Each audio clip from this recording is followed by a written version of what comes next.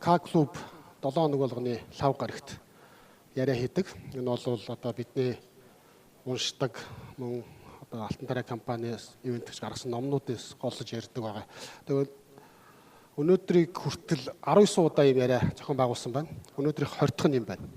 Тэг ямар ч байсан за Charlie Kirk, Margaret Thatcher, Адам Смит, хамгийн сүүлд бол Адам Смит, тэрнээс өмнө Хайк, Кейнс, Хавьер Милей, Мансуур Олсон гэдэг. Зөвхөн энэ хүмүүсийн нэрсийг ярихад ийм байна. Эдгээр хүмүүсийн амьдрал замнал, ажил үйлс, одоо алдар нэр энэ бүхний ард нь бол дандаа үзэл санаа байсан. Философи байсан. Энэ хүмүүсийн ажил үйлс нь одоо бид бол жишээ нь мэдлэгийн тухай, ерөнхий онол гэдэг энэ болгоно бас онол суурилсан байсан. Тэгээд энэ яриа маань бол бас 20 удаа тогтвортой, давтамжтай байгаа нь бол бас тууштай явсандаа одоо нэг шинж гэж бодож байна. Тэгээ өнөөдрийн миний ярианы сэдэв прагматизм. Нэг талаас прагматизм, нөгөө талаас бол тууштай байх тухай яриа юм байгаа юм. Яг үүндээ бол энэ яриа маань 3 жилийн өмнө 2023 оны 3 дугаар сард Япон Монгол төв дээр Алтан тарай компани гүйцэтгэх захирал, цэнгүүн захирал 4 удаагийн лекц ярьж байснаас ихтэй юм байгаа. Тэгээд энэ прагматизмын тухай ярихад бол өмнө нь бид сая ч гэсэн дурдлаа. Бидний үг, үйлдэл, сонголт, шийдвэр болгоны цаана бол суур, ерөнхий суур юм байдаг. Тэрийг бид нэр одоо монголоор бол янз янзын үгээр хэлж болох байх. Философи гэж хэлж болно. Номлол сургаал, зарчим, тогтсон таалал, одоо буддийн шашинд бол манай Таяр Баяр гэдэг Дашдэлгийн Батбаяр найз маань бол тогтсон таалал гэдэг үгийг их хэрэгэлдэг. Тэгээ өнөөдөр би ярих энэ гол ярих ном маань бол энэ бизнесийн философи гэж ном. Энэ номны тухай Дашдэлгийн Батбаяр уншаад ирээдүйн бизнесийн философи, ирээдүйн судар гэдэг нийтлэлийг бичсэн байдаг. Та бүхэн бас Баабар Цэгээмэнээс уншиж болно. Тэгэхээр энэ юмнуудын тухай бид ярих юм аа. Прагматизм. За өмнө нь бид бол альтруизм, прагматизм, индивидуализм гэж энэ тухай өмнө нь ярьж байсан. За Францын Комте гэж хүн бол альтруизмыг ярьдаг. Одоо энэ онолыг анх гаргаж ирсэн хүн. Энэ хүн бол одоо бусдын төлөө, нийтийн эрх ашигын төлөө өөрийгөө золиослох талаар ийм номлол сургаал ярьдаг. За өнөөдөр голлож ярих прагматизмын үндэслэгчдийг бол Пирс, Вильям Джеймс нарыг гэж үздэг.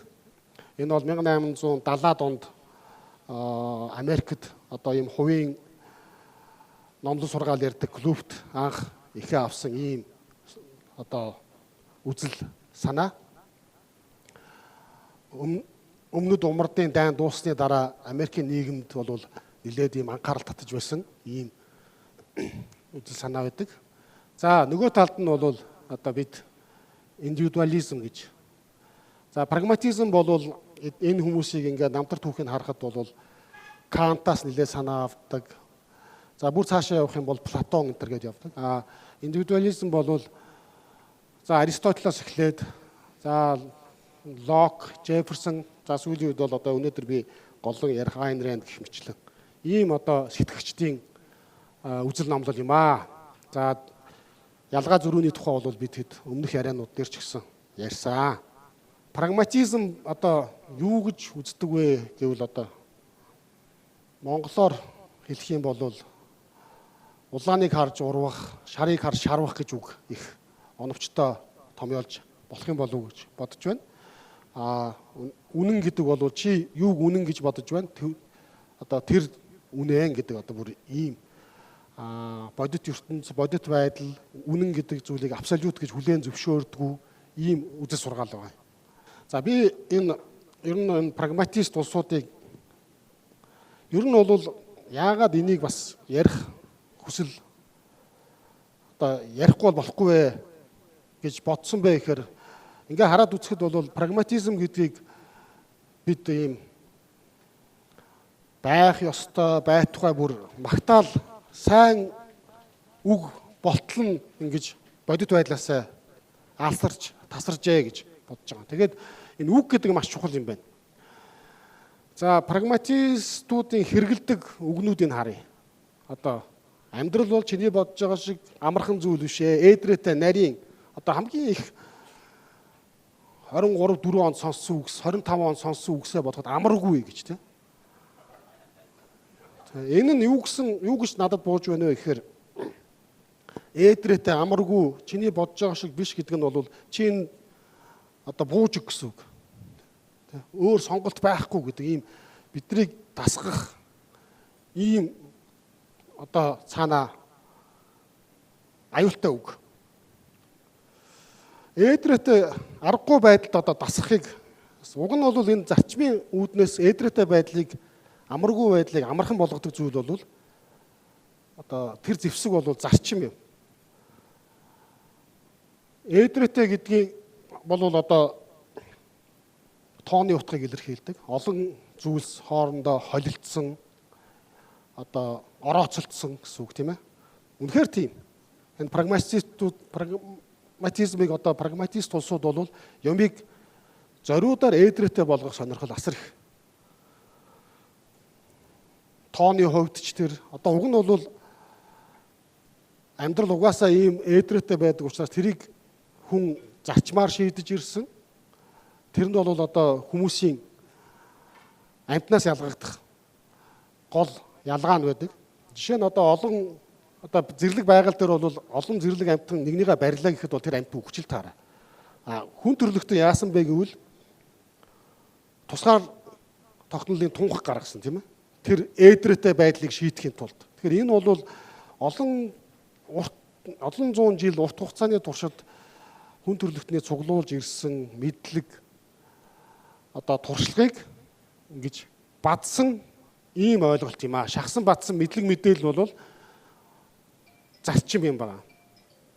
За яг үнэндээ бол энэ эдрээтэй гэж хэлж байгаа боловч энэ хүмүүсийн прагматистуудын хийж байгаа шийдэл нь бол шийдвэр нь маш одоо энгийн байдаг.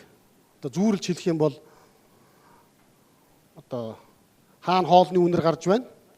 Тийм амьтны зүн мэдрэмжинд хөтлөгдсөн маягтай шийдвэрүүдийг гардаг. За одоо жоохон бүдүүлэг үг хэрэглэх юм бол яс горцсон нохоо шиг гэж үг байдаг. Ер нь бол тэр нь бол юу ямар үзэл баримтлал, номлол сургаал, философи, таалал зүв бэ гэж өөрөөсөө асуудгүй юу н ашигтай вэ гэдэг талаас нь харддаг учраас ингэж хэлэхэд болно гэж бодож байгаа. Тэгээд тэгсээр нэ өөрөөсөө одоо ер нь эдрээтэй гэдэг үг хэрэгжилж байгаа улсууд эгэл энгийн байж чадхаа болсон байдаг. Одоо та нар сайн анзаарах юм бол ингэж ярьж байгаа улсууд энгийн экономик классаар явахаа болсон байгаа шүү. Одоо ер нь бол тийм каст болтлоо өөрчлөгдсөн.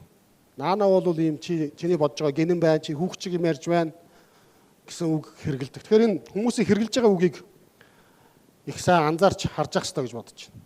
За дараад нь уян хатан бай гэж. Уян хатан бай гэж юу гэсэн үг вэ? Өөрчлөгдөд бэлэн бай гэсэн үг. Одоо тийм болохоор бидэнд товчхондоо хэлэх юм бол бидэнд ямар ч хатуу бодлого үлдсэнгүй. Бүгд уян хатан. Зарим юм дээр бол уг нь хүний зарим юм хатуу байхдаа зүгээр шүү дээ. Ер нь бол ялангуяа эрэгтэйчүүдийнх. Тэгэхээр бид нар бол хүнээс ялгаатай юм аа, амьтнаас ялгаатай юм аа хүн гэд бол тийм учраас энэ хүмүүсийн хэрэгжилж байгаа үгийг харах хэрэгтэй. За хандлага нь эдний энэ хандлага нь юун дээр суурилж юм байна вэ гэдгийг бодох хэрэгтэй. Эдрээтэй гэдэг хэлж байгаа хүмүүс бол бүгдийг салгаж, жижиглж ярих дуртай. Тийм болохоор бид нар өнөөдөр зарчмын үүднээс ханддаг зүйл байхгүй. Өчнөө хууль, дүрм, журам тэгсээр нэ хайн хоорондоо уялдаатай юм ерөөсөө байхгүй. Хоёрдугаар сэтгэл хөдлөл, мэдрэмж, зүнд хүний тийм юмтай ажилдаг. Одоо өнөөдөр болж байгаа үйл явдлууд одоо гамшиг, лайл гэх юм да монгол үгээр бол лай, ланчигны маш том шалтгаан нь бол энэ прагматизм байна.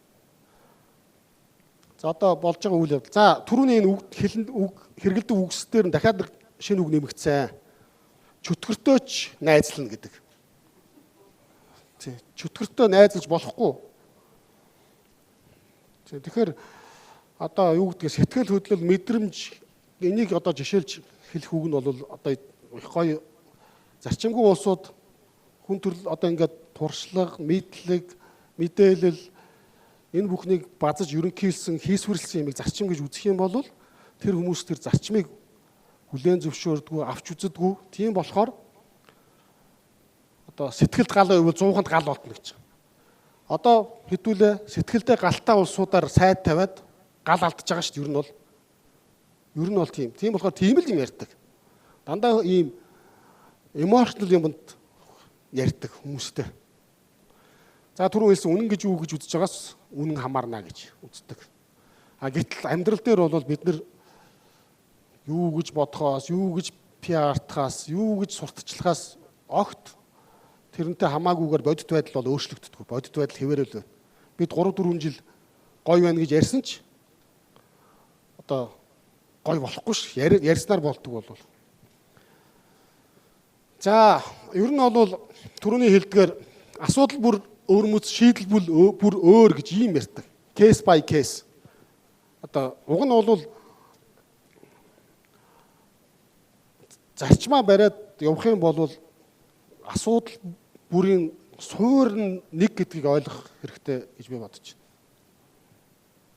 За ер нь бол ингээд 3 юмар шүүмжилж болж байна. Тэднэрт алсын хараа байхгүй. Дандаа богино хугацааны шийдвэр гаргадаг. Дээр нь ёс зүйгүй байдлыг өмөрдөг. Одоо прагматист гэдгийг бид нар магтаал гэж ойлгодог болтлоо. Одоо хамгийн том асуудлын нэг бол үнэхээр энэ шүү. Энэ бол одоо магтаалын үг ерөөсөө биш. Нөгөө нэг юу вэ? Залтайгаа сэргэлэн гэж үздэг гэдэг шиг юм болж байгаа. Богино зайн шийдвэр гаргалт. Уг нь бол зарчимтай рационал хүн бол ямар нэгэн ашиг сонирхлоо хангахдаа одоо энэ бол амьдралын туршдах юм гэж хардаг. Одоо зүүрлж хэлбэл юу гэмдэ. Барайгаа үхэл гэж бодно. Бараг л одоо би бол миний амьдралын барай бол за богино зайн барай шүү бүр. Богино зайн шийдвэр гаргалт бол за марафоноор зүүрлэх үү 40 200-ны 130 4 м өдөг 5 м өдөг лөө тэ. Ямар ч хүн гүйж байгаад 30 км-т амар хэцүү болдго юм байна л да. Энэ нөгөө Японы зохиогчийн гүйлтийн тухай яриул би юу ярих вэ гэдэг номон дээр байдаг. Мураками Харуки гэдэг. Тэгсэн нэг Африкийн мундаг марафон тамирчинтай ярилцж байхад тэгж хэлсэн гэнэ. Ямар ч топ тамирчин 30 хэдэн км дээр бол бүр хачин болт юм байна. Тэр үед яадаг вэ гэсэн чинь дотроо ингэж хэлэлгүйдэг гинэ. Pain is inevitable, suffering is optional гэж. Манайхан бол suffering гэдэг үгийг ерөөсөө буруу ойлгодог тийм. Зарчимтай хүн бол өвдөлт зайлшгүй байж болно. Тэгэхдээ энэ юуны төлөө байгаа гэдгийг ойлгодог. Яагаад би өвдөж чинь, яагаад шаналж чинь, яагаад би одоо юу гэдгийг сэтгэл санаагаар унж ийн гэдэг ч юм уу тийм. Энэ байдлаа хөндлөнгөөс хараад дүгнж чаддаг. Прагматистууд бол үхлээ хатлаа одоо юу гэдгийг нэг suffer болно гэдэг үгийг айгүй их тийм амьд гарна гэдгийг прагматизмд зөвтгөх үг болгодог. Ийм байдалтай харагддаг. За тэгээд энэ одоо түрүүний нөгөө ёс зүйгүй байдлаа өмөрдөг ийм тайлбар болсон маягтай байдаг. За Монгол маягийн прагматизмын жишээг жоохон хайсан. Тэгээд яг хуу Майскийн номон дэлгүүрүүдэд байсангүй. Монсутар номын дэлгүүрт байвал энэ ягаад гэвэл энэс нэг жишээ татсан юм байдгийг. Нэг одоо хөтөч хүн нь болохоор өөрийгөө их буддист энтер гэж ирсэн. Энэ одоогийн кино үлдэр уртлын үнэ алдартны сүм байгаа шүү дээ, тий. Тэнд очисон чинь нөгөө буддист гайд нь очсон одоо мөргөөд явж исэн гэдэг ч юм уу, тий. За Гильям де Рубрукийн бас их сурвалжийг би хайж үтсэн. Яг юу яасан олсонгүй. За прагматизм яагаад одоо хортон бэ гэдгийг хувь хүн байгууллага юу гэдгийг одоо нам улс яагаад хортон бэ гэдгийг ингээд нэг нэгээр навж үзхийг бодож байна. Хувь хүн бол одоо ойлгомжтой. Үдсэн туулсан энэ мэдлэгээ хийсвэр онол номлол зарчим болгохоос өөр зам биднэрт байхгүй. Ингэж амжихгүй бол биднийг ураа лоозон хоосон бидний өөрсдөө ураа лоозон хоосон хүслийн жагсаалтаар амьдсаар агаад утга учиргүй энэ насыг барна. Одоо би хөл өмгөр бол нэгдүгээр үеэ дуусгаж байна. Үнэхээр хайрын тэгтээ арга байсангүй үнэхээр бас. Угаасаа нас дагаж одоо ухаан суудаг юм байна. Тэгэхээр цаашдынхаа үлдэж байгаа хоёрдугаар хагастай одоо дахин шар карт авахгүйгээр улаан карт авахгүйгээр амьдрахын тулд бол прагматист байдлаасаа юу гэдэг ер нь бол зарчимтай авах хэрэгтэй, өөрөө өөрийгөө үнэлэх хэрэгтэй, өөрөө өөрийгөө хүндлэх хэрэгтэй. Энэ нь одоо бие чадахгүй жиж бие тоно гэсэн үг бол биш. Тэгээ зарчим баримтлахгүй бол одоо болохгүй байна гэдгийг хувь хүний олон юм дээр одоо харж байна. Энэ бол одоо ямар нэгэн тансаглал биш. Энэ бол өөрийгөө хамгаалах ажил хэрэгч хэрэглүүр юм аа. Одоо өнөөдөр би энийг ярьж байгаа ч гэсэн миний хувьд энэ ямар нэгэн хэмжээгээр өөрийгөө зоригжуулж байна. Хоёрдугаарт өөрийгөө хамгаалж байна. Нэгэнт ингээ ярьсан хүн бол бас дайвж гуйваад прагматист байж чадахгүй болно. Энэ телевизээр гарах учраас тэг. Ер нь бол энэ абсолют зүйл гэдгийг хүлээн зөвшөөрөх хэрэгтэй. Хувь хүний хувьд. За, компани дээр жишээ авъя. Зөндөө жишээ байна. Одоо ойр холлоос. За, ер нь бол ойрын жишээ зөндөө дөө. Бид нар бизнес хийхдээ надтай тэнэг хүн таараасаа би тэр нэг сайхан хулигдчих юмсан гэж хизээч бизнес хийдэггүй. Тэгж бодож чанаргүй бараа одоо юу гэдгийг хортоо арих ийм зардггүй. Яг одоо түүнтэй энэ зарчим бол адилхан юм. Өөртөө үнж байх хэвээр, өөрийгөө хуурахгүй байх хэвээр. Өөрийгөө үнэлдэг хүн бол хүнийг миний адил үн цэнтэй гэж ойлгодог. Тийм болохоор урт хугацаанд бол ёс зүйтэй, зарчимтай бизнес хийх хэвээр гэж. За манайд энэ зарчмыг баримталж байгаа компаниуд жилээс жилд цөөрч байна. Яагаад гэвэл энэ та бүхэн ингээд мэдээнүүдийг өдөр тутмын мэдээг үзээрэй. За би зөвхөн сүүлийн одоо би нэг хэвлэл мэдээлэлд ажилладаг хүний хувьд хэвлэлийн мониторинг маягийн юмыг л ингээ харъя л да. Сүүлийн 7 хоног явсан мэдээнүүдийг хараад аялал жуулчлалын салбарт 130 тэрбум хөнгөлтөө зээл. Тариаланд 250 тэрбум, тариаланд 130 тэрбум. Хаврын тариалтанд. Өөр юу вэ? Ингээд бүр бид өмнөх яриануудаар ч гэсэн ярьсан тийм ээ. Ийм зах зээлийн бус хүү буруу мессеж өгснөөр хөрөнгийн буруу хуваарлт явуулж явандаа бол өрнөл дампуурл гэдэг энэ одоо циклд ороод одоо boom and bust cyclд ороод дампуурдаг тухай бид нэр ярьсан. Энэ бол зарчимтай хүн бол хизээч өгөөгүйг авахгүй. Өгөөгүй гэдэг маань одоо сая чин шатуугны сав бас хөнгөлттэй. Өөрөөр хэлбэл тариалангийн зээл 7%-ийг тэр хүн өөрөө 7% зээлийнхаа хүүг төлнө. Үлдэж байгаа 10% бид нар төлж байгаа. Энд чинь бид нар өгөөгүй юмыг авж ийна гэсэн үг байна. Энэ бол зарчимгүй үйлдэл. Зарчим байхгүй бол нэгдүгээр тэд өрсөлдөх чадваргүй болж байна. Хоёрдугаарт хүний барьцаанд очиж байна. Нэгэнт тийм давуу байдал олгосон бол давуу байдал олгосон хүн нь хизээ нэгэн цагт хариугаа авна. Авж байгаа. Тэрнээс болж олон компани дампуурж байгаа. Сүүлийн энэ 2021-с 25 онд зээлийн тэлэлт мөнгөний нийлүүлэлт ихснээс болж олон компани дампуурсан. Олон хүн хохирсон. Энэ бол бас нэг талаас бол хувийн хвшлих өөрсдөө зарчимгүйгээс болж дампуурсан. Тэгэхээр ийм юмнаас зайлсхийх хэрэгтэй. Тэгээ зарчимч үйлдэл бол амжилттай үйлдэлээ гэдгийг одоо. За одоо миний ажилдаг салбар юм да. Энэ дээр бол одоо бас юу гэдэг бусдын айдас, хэнэггүй байдал, мэдлэг чадваргүй байдлыг ашиглая гэсэн ийм худал хуурмгийг бид нар өөгшүүлж болохгүй. Одоо бид бусдыг шүүмжлэхдээ зарчмын байр сууриас хандах хэрэгтэй. Одоо хэвлэл мэдээллийн хувьд бол одоо би жишээ нь хөнгөлтөө зээлийг мэдээллийн хөтөлбөрөөр шүүмжилж байгаа бол би өөрөө хөнгөлтөө зээл авч болохгүй. Яг л адил.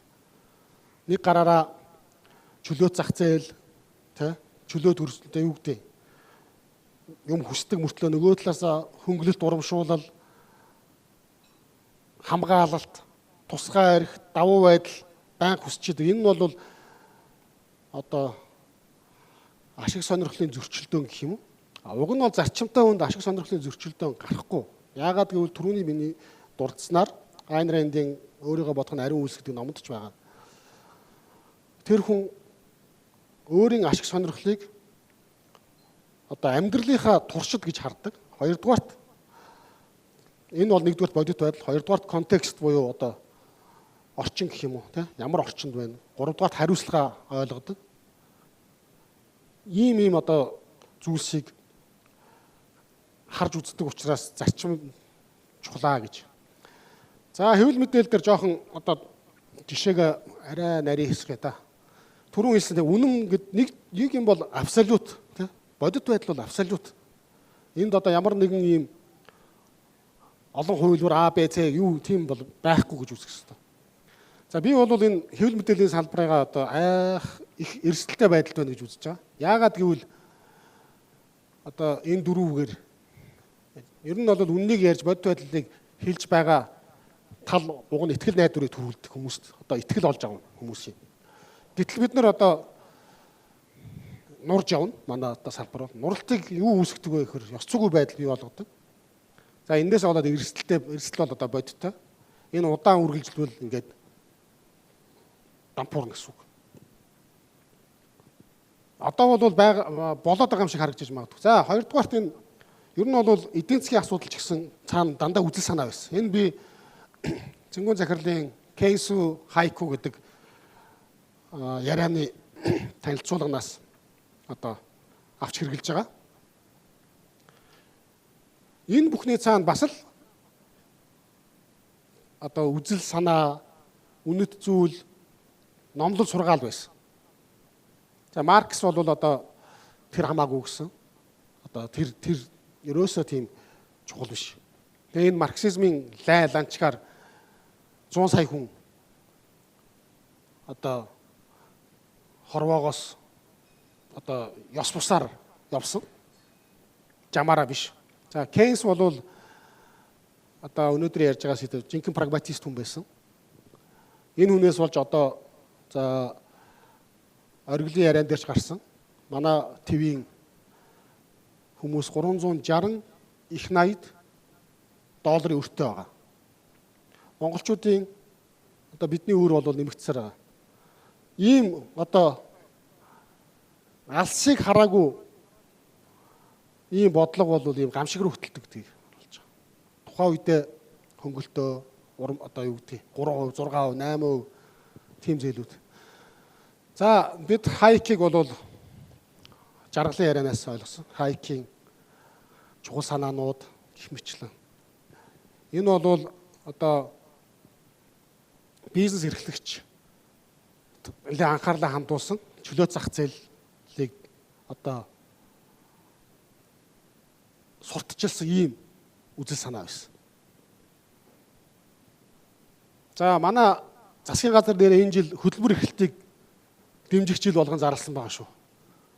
Марксистууд, кейнсистууд бол хөтөлбөрт анхаарлаа тавьдаг тийм.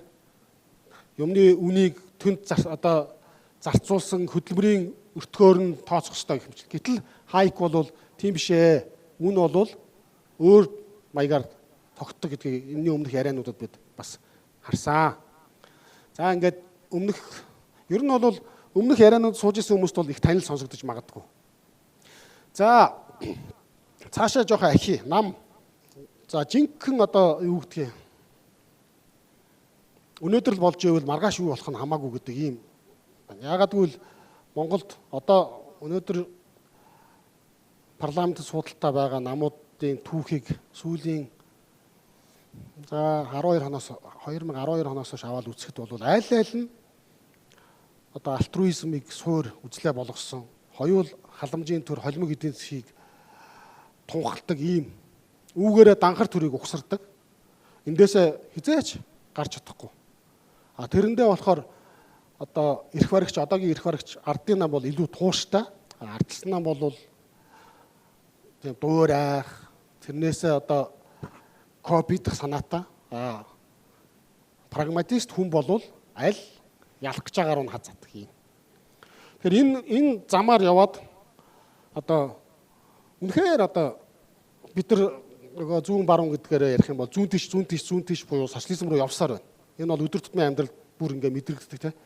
Өшөө цаашаа явах юм шиг байна. Дахиад өшөө явах юм шиг байна. Харамсалтай нь. Энийг бол суур зарчмыг өөрчлөхгүйгээр энэ өөрчлөгдөхгүй маа. Энийг суур зарчмаар л шийднэ гэдэг. Улс орон ч гэсэн одоо бид нэр сонголтоо одоо намаг улс жишээ нь 1776 оны Америкийн нэгдсэн улс бол 1917 оны Оросоос ядуу байсан. Гэтэл тэд бол яасан Джон Локийн философиг авсан. Тусгаар тогтнолын тунхагийг баталсан. Энэ жил бас 250 жилийн хойно болж байна. Ингэснээр одоо за Джон Локийн юун дээр бол англиар бол энэ state of nature гэж хэлсэн байлаа. Би бол монголоор энийг унган байглаасаа хүмүүс одоо амьдрал, эрүүл мэнд, эд баялаг, эрх чөлөөтэй байдгаа гэдэг ийм юмд суурилсан ийм философи байна гэж ойлгосон. Тэгэхээр state of nature гэдгийг одоо зам заяагдан бол тиймэрхүү юмнуудыг ингээд эргээд харахад бол бид нэр прагматизм гэдэг бол ямар одоо урт настай хорлонтой үр дагаврыг авчирсан юм бэ гэдгийг олон жишээгээр ярьж болох хаа гэж бодож байна. За прагматистууд бол ингээд нөгөө угаасаа прагматизм гэдэг чинь бол худлаа ярих, тэрэндээ санаа зовхгүй худлаа ярих тухай. Маргааш нь юу ч гэж одоо хашилтан дотор залруулга хийдэг те. Тэрний нэг жишээ статист тоор. Одоо юу гэдэг баримтыг тохиролцож болно гэдэг бол энэ хүмүүсийн алдартай фрэз байна. Баримтыг тохиролцож болно гэж. Манад энэ бол бас нэлээд байдаг. Энэ тоо баримт хаана ягаа өөрчлөгдөв гэвэл тэр хүнд ямар хамаатай гэдэг юм. Энэ бол жишээлбэл инфляцээр бид нар тод харж болно. Одоо инфляц манай үндэсний статистикийн газрын албан ёсны мэдээлж байгаа Улаанбаатар хотод 9.9% гэдэг. Гэтэл одоо мөнгөний нийлүүлэлт 40 хэдэн их 80-д болтлоо өссөн тийм. 4 жилийн дотор 20 эдээс 41 даблдж. Энэ оны 1-2 дугаар сард ч гэсэн өссөн. Тэгэхэд бид нар бол инфляцийг зориудаар нэг оронтой тоонд барих гэж 9.9 гэдэг ингээд хинч харсан инээдтэй тоо хэлдэг боловч одоо бид нар үр сүлдээ дасчтэй энд нь тийм.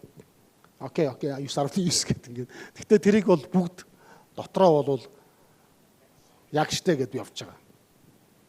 Гэхдээ яг энд хууртж байгаа хүмүүс бас их үе. Ягаад гэвэл эн чинь төрийн 200 хэдэн мянган одоо албаа хаагчид энэ тоогоо ингэж гаргахгүй бол бас болдгүй л гү тэ. За энэ хөтөлбөрийн нам гэж зүүнний нам байжгаад барууны төвийн болонгуудаа саяхан өнгөрсөн 12 дугаар сарын 20-доор намын нөгөө улсын дээд шүүхэд намаа шинжилсэн бүртгэл хэлэхдээ хурлаа хийж явах үеийнх нь намын даргынх нь илтгэл шүү тэр цаатлын текст нь бол намын даргынх нь илтгэлийн үгийг AI-д уншуулахад ийм зураг гарч байна. Гэхдээ нэр одоо юу одоо ингээд энэ за энийг шалгаад үзлээ энэ текстийг. Тэнгүүд энэ нөгөө ChatGPT-гээс прагматизм юу вэ гэхээр ийм хариулт гарна. ChatGPT уншуулангуудаа тэрийг намынхаа илтгэлд уншичдаг. Тэгэнгүүтээ сошиал дээр ингээд пост хийдэг ийм прагматист хүн биш. Прагматизм бол энэ. Өөрөө ном судлах, барих ийм юм байхгүй. Зүгээр л интернетээр сөрч хийнгүүтээ тэрийг хүнтэй ингээд маргаад идэг. Энэ дээр бол хоёр юмар энийг одоо шүүмжлэмээр байгаа юм. Нэг нь бол энэ хуулах чи юу гэдэг лээ? Прагматизм биш, плагиаризм гэдэг те. Плагиаризм. Хуулсан бол тэрийг их сурвалжаар дурдах хэрэгтэй. Хоёрдугаарт энэ AI гэдэг бол бас нэг ийм дутагдал байгаа юм. Hallucination гэж хэлж болно те. Энэ бол мэдэм хийрэх гэсэн үг. AI мэдэм хийрдэг. Яагаад мэдэм хийрдэг вэ гэхээр одоо мэдээч хэрэг гэдэг юм. Манай Хөвсгөлийн Баян зүрхийнхэн бол мэдээч хэрэг гэдэг. Бид нар ингээд хамаагүй юм ярихаар за бити мэдээч хэрэг гэдэг. Ер нь бол юугаар бол мэдэм хийрэх юм бэл. Мэдэм хийрж байгаа 3 шалтгаан байж болно. Нэг нь угаасаа энэ интернет орчинд байгаа датанууд бол ихэнх нь зүүнний. Одоо юу гэдэг Википедиа бол яг л угаасаа л old media энэ томоохон хэвлэл мэдээлэл хэрэглүүч бүгд ер нь бол зүүнээр л явж байгаа шүү бид нар сүүлийн дэлхийд даяараа. Тийм болохоор Википедиа нь байна уу бүх датанууд их сурвалжууд зүүн чигийнх. Тэрнээсээ болж буруу хариултуудыг их гаргадаг. Хоёрдугаарт энэ AI ч өөрөө нөгөө үг холбож байгаа учраас энэ хавсарсан нийлмэл энэ төр өгүүлбэр зохиохдоо бодлох тохиолдол байна. Гуравдугаарт янз бүрийн вебсайтууд аксесс хийхдээ гоё чамин дизайнд нь хууртагдах, баламгдах тохиолдол байна. Тийм болохоор ийм юмнуудыг анхаарч явах хэрэгтэй хаа гэж бодож байна. За ингээд хамтарлаа. Прагматистуудын хамтрал хаана очиж дуусах вэ? Зөвшөлтсөл гэж хэлээ л да. Хамтрал зөвшөлтсөл юу ч хийж болно. Айн Рэнд бол зөвшөлтсөлийг их хурц зүгээр шүүмжилсэн байдаг. Та бүхэн номыг уншсан баг. Тийм ээ. За зөвшөлтсөж жагаад тэгсэн манад бас зөвшөлтсөж байгаа салж исэн тохиолдол байна. Хамтарж жагаад Монголын нууц товчооны 118 дээр Жамуух Тэмүүж Аандтай хэлжээ. Уулан шахан буй адуучинд гэр болтугай. Энэ яг юугаар бол их гоё үг өгдөг юм аас. Бүр ингээд уншихад их гоё. Гол шахан буй хончин урагшинд хоол болтугай хориггүй бусуу гэдэг. Тэмүүж энийг ухаж ойлгохгүйгээр оройн очоод гэргийгээс асууж байгаа. Жамуух юм яриад байна гэсэн. За одоо ингээд яасан байлгүй те. Ашиглалгаа бие биенээ ашиглаад дуусах хугацаа бол дууссан юм байлгүй. Гэт тэр шөндөө Жамуугаас хагас шөнийн турш явъя гэд нүгэд ингээд салтдаг. Тэгэхээр энэ бол ямар нэгэн зарчим нэг юм дээр суурлаагүй хамтрал болвол удаан үргэлжилдэггүйгээд энэ нууц товчон дээр бол 1.5 жил гэж байна. Тэгээ энэ манай прагматик улсуудын хамтрал хаан дуусахыг одоо ер нь бол энэ ийм хугацаанд л дуусдаг тий. Тэгэхээр энэ бол их за тэгэхээр энэ бид нар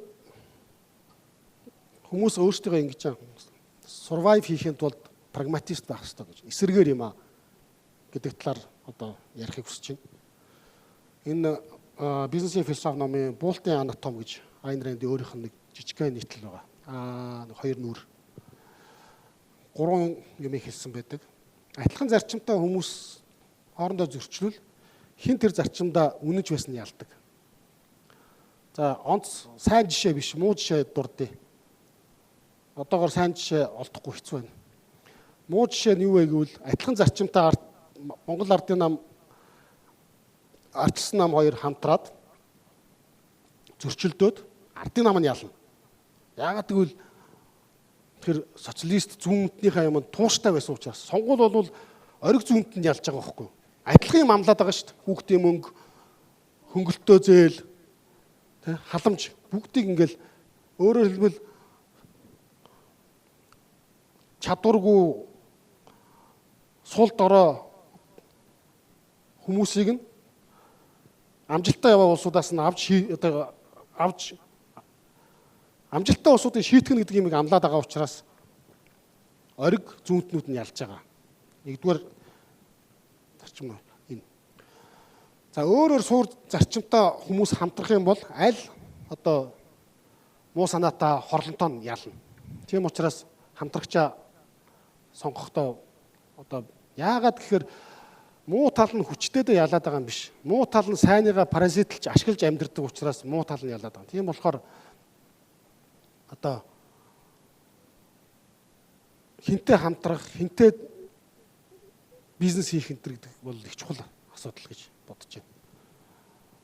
Гуравдугаарт за хэрвээ өөрөөр зарчмуудтай улсууд бол зарчмаа ил тод зарлах юм бол рационал тал нь ялна. Нэг бүдэг бадаг нуусан хаасан байх юм бол иррационал тал нь ялна. Тийм болохоор одоо буулт хийж болохгүй гэж ингэж одоо сургадаг. Энэ дээр бол маш олон жишээнүүд авсан байдгаас хамгийн одоо хүнд ойлгомжтой жишээ нь бол энэ ус руу нэг стакан усанд нэг тусал цианид хийвэл энэ ус биш хор болно. Тийм болохоор жоохон нэг юмыг жоохон зохицуултыг зөвшөөрөх, жоохон буулт хийх гэсэн асуудал бол зарчмын юм дээр бол байж болохгүй гэсэн. Одоо бас ийм жишээг дурддаг л да. Банк дээрэмт хүүхээр хувийн өмчт бид нар халдаж болохгүй гэдгийг тийм зарчимтай чөлөө зах зээл, хувь хүний эрх, өмчийн эрх энэ бүхнийг хүндэлдэг хайрладаг, хамгаалдаг ийм суур зарчимтай хүн байх юм бол шууд л бодож санах юм үгүй гэнэ. Прагматист хүн яах вэ? Аль банкын ариггүй хөгжлийн банк юу вэ те? За хэдийг авах юм? Тэр авсан мөнгөө юунд зарцуулах юм? Зарим мөнгөний буйны ажилд зарцуулчих юм бол болмоор ч юм шиг маягтаа тийм ийм байдлаар жишээ авч хэлдэг учраас энийг бол хизээч хүлээн зөвшөөрч болохгүй гэдэг энэ байдлыг хэлж байгаа юм.